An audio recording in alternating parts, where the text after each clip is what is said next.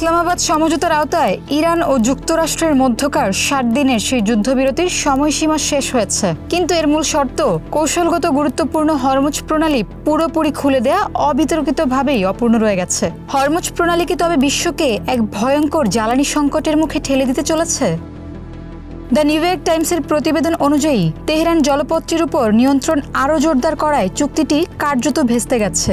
পারমাণবিক কর্মসূচি সীমিত করার বিষয়ে ট্রাম্প প্রশাসন এখনও কোনো কার্যকর সাফল্য না পাওয়ায় এই দুই পরাশক্তি এখন দীর্ঘমেয়াদী অর্থনৈতিক ও পরোক্ষ সংঘাতের দিকে এগিয়ে যাচ্ছে।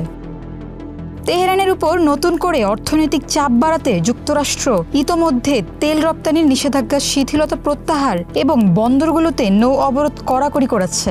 অন্যদিকে ইরান ও হরমুজ প্রণালীকে তরুপের তাস বানিয়ে আন্তর্জাতিক জ্বালানি বাজারে সংকট তৈরি করে মার্কিন প্রশাসনের উপর চাপ বজায় রেখেছে। এর আগে জুনে মার্কিন প্রেসিডেন্ট ডোনাল্ড ট্রাম্প বড় ধরনের সামরিক অভিযানের কথা ভাবলেও আঞ্চলিক মিত্রদের অনুরোধ ও গোলাবারুদের ঘাটতির কারণে শেষ পর্যন্ত পিছু হাঁটেন। তবে যেভাবে হামলা পাল্টা হামলার আবহ তৈরি হয়েছিল, তাতে যে কোনো মুহূর্তে এই ছায়াযুদ্ধ সরাসরি সামরিক সংঘাতে রূপ নিতে পারে। সব মিলিয়ে যুদ্ধবিরতির কাগজ কলমে মেয়াদ ফুরালেও সংঘাতের মূল বিষয়গুলোর সমাধান তো দূরে থাক, বরং দিন দিন পরিস্থিতি আরও জটিল হয়ে উঠেছে।